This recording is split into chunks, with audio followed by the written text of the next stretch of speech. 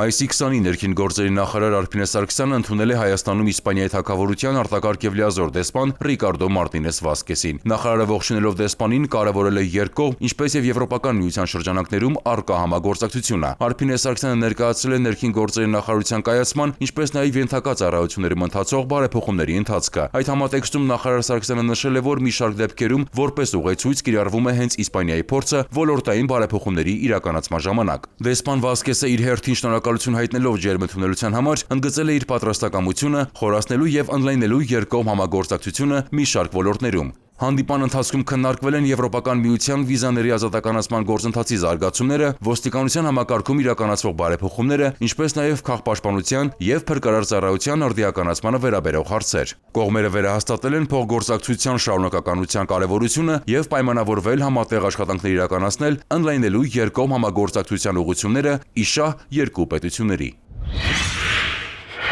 Մայիսի 19-ին տեղի ունեցավ ռուս-հայկական մարդասիրական արձագանքման կենտրոնի 10-ամյակին նվիրված համագործակցություն հանուն փրկության 10-րդ միջազգային գիտագործնական գիտաժողովը։ Ներկայ էին ներքին գործերի նախարարության փրկարար ծառայության տնօրեն, ներքին գործերի նախարարի տեղակալ, ռուս-հայկական մարդասիրական կենտրոնի խորհրդի համանախագահ Կամո Ցուցուլյանը, Ռուսաստանի Դաշնության քաղաքացիական պաշտպանության, արտակարգ իրավիճակների և բնական աղետների հետևանքների վերացման նախարարի տեղակալ Վյաչեսլավ Բուտկոն, Հայաստանում Ռուսաստանի Դաշնության դեսպան Սերգեյ Կոպիրկինը, փրկարար ծառայության ներկայացուցիչներ հյուրեր։ Ներքին գործերի նախարար Արփինե Սարգսյանի անունից շնորհավորելով ռուս-հայկական մարդասիրական արձագանքման կենտրոնի 10-ամյակի կապակցությամբ Կամո Ցուցուլյանը նշեց, որ կենտրոնն արդեն իսկ կայացած կառույց է, որը արտակարգ իրավիճակների հետևանքների վերացման և հումանիտար աջակցության ուղղությամբ զգալի աշխատանք է իրականացրել, գրանցելով շոշափելի ձեռքբերումներ։ Ռուսաստանի Դաշնության քաղաքացիական պաշտպանության, արտակարգ իրավիճակների և բնական աղետների հետևանքների վերացման նախարար Ալեքսանդր Կուրենկովի անունից ներկաներին շնորհավորեց Վյաչեսլավ Բուտկոն։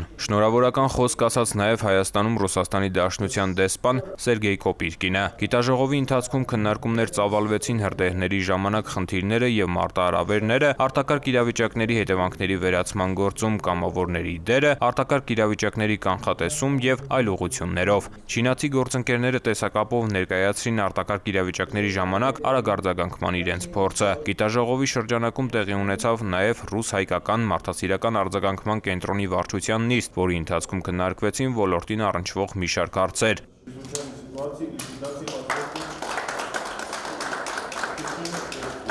Ավարտին մի խումբ ծառայողներ պարգևատրվեցին գերատեսչական մեդալներով և պատվոգրերով։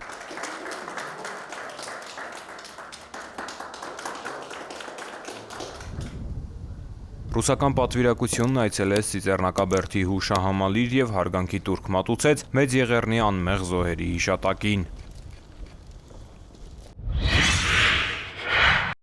Քրեական ոստիկանության կազմակերպված հանցավորության դեմ պայքարի վարչությունում ստացվել էր տեղեկություն Փակ բաժնետիրական մի ընկերության ապօրինի ձեռնարկատիրության վերաբերյալ։ Ստուգումներով ձեռք բերվեցին նոր փաստական տվյալներ, որ ընկերությունը Արմավիրի մարզի Մերձավան գյուղի վարչական տարածքի 46 հեկտար մակերեսի վրա, ունենալով բազալտի հանքարդյունահանման թույլտվություն, 2022 թվականի օգոստոսից մինչ օրս արդյունահանում է կատարել նաև հարակից 7.6 հեկտարի վրա և մոտ 24,000 խորանարդ մետր հանույթը տեսակավորման կետից իրացրել է շուրջ 117 միլիոն դրամով, ինչի հետևանքով պետությանը և համայնքին պատճառվել է առանձնապես խոշոր չափերի վնաս։ Վաղարշապատի քննչական բաժնում նախաձեռնվել է քրեական վարույթ ապօրինի ձեռնարկատիրական գործունեության հատկանիշներով։ Հանգամանքները նախաքննությամբ պարզվում են։ Ծանուցում. ենթադրյալ հանցանքի մեջ կասկածվողը կամ մեղադրվողը համարվում է անմեղ, քանի դեռ նրա մեղավորությունը ապացուցված չէ Հայաստանի Հանրապետության քրեական դատավարության օրենսգրքով սահմանված կարգով, դատարանի օրինական ուժի մեջ մտած դատավճռով։ Ներքին գործերի նախարարության ոստիկանության բարեփոխումների շրջանակներում 2024 թվականի նոյեմբերի 1-ին քրեական ոստիկանության գլխավոր վարչության կազմում ստեղծվել է կազմակերպված հանցավորության դեմ պայքարի վարչությունը։ Վարչության գործառույթներից են տնտեսական գործունեության դեմ ուղղված հանցագործություններին հակազդելը, դրանց կանխմամբ, խափանմամբ ու բացահայտմամբ։ 2024 թվականի նոյեմբերի 1-ից 2025 թվականի մայիսի 19-ին ընկած ժամանակահատվածում վարչության ծառայողների գործունեության արդյունքում հակակոռուպցիոն և քննչական կոմիտեներում նախաձեռնվել է ընդհանուր 69 քրեական վարույթ։ Հայաստանի մի շարք մարզերում բացահայտվել են ապօրինի արդյունահանման դեպքեր, այդ թվում ձկնաբուծական տնտեսություններ հիմնելու քողի տակ իրականացված։ Բացահայտվել են մի խումբ անձինք, որոնք համայնքների ղեկավարներից ստացել են ձկնաբուծական ջրավազաններ կառուցելու թույլտվություններ եւ դրանց քողի տակ փաստացի իրականացրել ընդերքի ապօրինի արդյունահանում, վերամշակում եւ իրացում։ Ապօրինի ձեռնարկատիրական գործունեության եւ ընդերքօգտագործման կանոնների խախտման դեպքերով արձանագրվել է շուրջ 629 միլիոն դրամի ապօրինի արդյունահանված հանույթի իրացման ծավալ, որոնց կապակցությամբ նախաքննությունը շարունակվում է։ Տնտեսական գործունեության դեմ ուղղված հանցագործություններին արդյունավետ հակազդելու միջոցառումները հետևողականորեն շարունակվում են։ Համայնքային ոստիկանության Ստեփանավանի բաժնի ծառայողները մայիսի 13-ից 3-ը ստացան օպերատիվ տեղեկություն, որ Ստեփանավանի եկեղեցու փողոցում ժամանակավոր բնակվող մի տղամարդ ավտոմեքենայում պահում է հրազեն։ Արագ ձեռնարկվեցին միջոցառումներ, որից հետո նաև բացատրական աշխատանք։ Երևանում հաշվառված 31-ամյա տղամարդը ներկայացավ բաժին եւ ընդունեց, որ իրավապահների տեղեկությունը ճիշտ է։ Ստեփանավանի քննչական բաժնում նախաձեռնված քրեական վարույթի շրջանակում կատարված ծնունությամբ BMW մակնիշի մեքենայում հայտնաբերվեց թմբուկավոր ատրճանակ լիցքավորված 6 փամփուշտով, հանգամանքները նախաքննությամբ պարզվում են։ Ծանուցում ենթադրյալ հանցանքի մեջ կասկածվողը կամ մեղադրվողը համարվում է անմեղ, քանի դեռ նրա մեղավորությունը ապացուցված չէ Հայաստանի Հանրապետության քրեական դատավարության օրենսգրքով սահմանված կարգով, դատարանի օրինական ուժի մեջ մտած դատավճռով։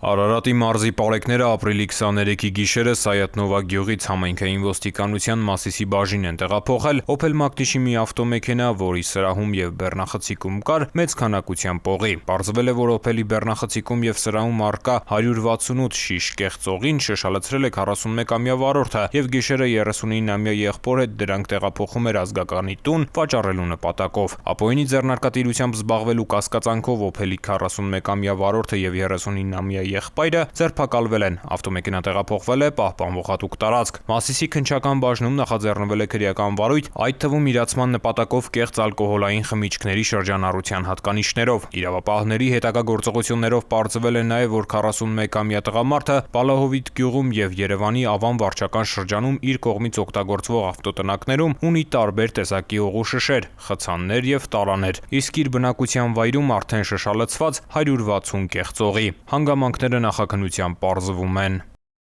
Ծանուցում ենթադրյալ հանցանքի մեջ կասկածվողը կամ մեղադրվողը համարվում է անմեղ, քանի դեռ նրա մեղավորությունը ապացուցված չէ Հայաստանի Հանրապետության քրեական դատավարության օրենսգրքով սահմանված կարգով, դատարանի օրինական ուժի մեջ մտած դատավճռով։ Համայնքային ոստիկանության Ախուրյանի բաժնի ծառայողները ստացել էին օպերատիվ տեղեկություն, որ Երևանի բնակիչ մի տղամարդ մեքենայով շրջում է տարածքում եւ թմրանյութով փաթեթներ տեղադրում։ Տեղեկությունն իրացվեց մայիսի 18-ին։ Ժամը 14:15-ին 36-ամյա տղամարդը Ազատանք գյուղի վարչական տարածքում գործող մի ռեստորանի մոտ ձերբակալվեց եւ իր վարած Nissan Magnish-ի մեքենայով հանդերձ տեղափոխվեց բաժին։ Խուզարկությամբ նրա մոտ հայտնաբերվեց կպչուն ժապավենով 12 փաթեթ, լցված ընդհանուր մոտ 42 գրամ դեղնականաչափուն զանգվածով։ Հայտնաբերվածի վերաբերյալ տղամարդը հայտնեց, որ Telegram ալիքի միջոցով մարիխուանայով 20 փաթեթ է վերցրել Երևանում, որոնցից 8-ն արդեն տեղադրել է հիշյալ ռեստորանի մոտակայքում։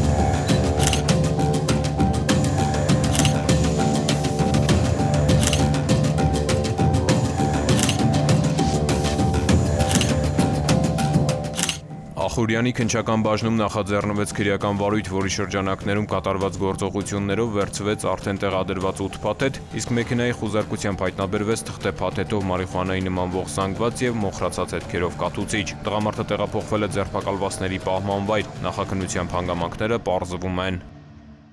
Ծանուցում ենթադրյալ հանցանքի մեջ կասկածվողը կամ մեղադրվողը համարվում է անմեղ, քանի դեռ նրա մեղավորությունը ապացուցված չէ Հայաստանի Հանրապետության քրեական դատավարության օրենսգրքով սահմանված կարգով, դատարանի օրինական ուժի մեջ մտած դատավճռով։ Հարգելի քաղաքացիներ, Road Police.am համակարգում էլեկտրոնային ծանուցումը ակտիվացնելու դեպքում տեսալուսանկարահանող սարքերով արձանագրված տուգանքի գումարը կարող եք վճարել 20%-ով պակաս։ Կարևոր է իմանալ, որ 20% բոնուսային բաղադրիչի կիրառման էլեկտրոնային ծանուցման եղանակը չի փոխարինում SMS ծանուցմանը։ Տեսալուսանկարահանող սարքերով արձանագրված խախտումներով, եթե օրինակ պետք է նշանակվեր 10,000 դրամ տուգանք, ապա ծանուցումն էլեկտրոնային եղանակով ստանալու դեպքում կկիրառվի բոնուսային նվազեցում եւ տուգանքի չափը կկազմի 8000 դրամ։ Օգտվեք թվային լուծումներից եւ վճարեք 20%-ով պակաս։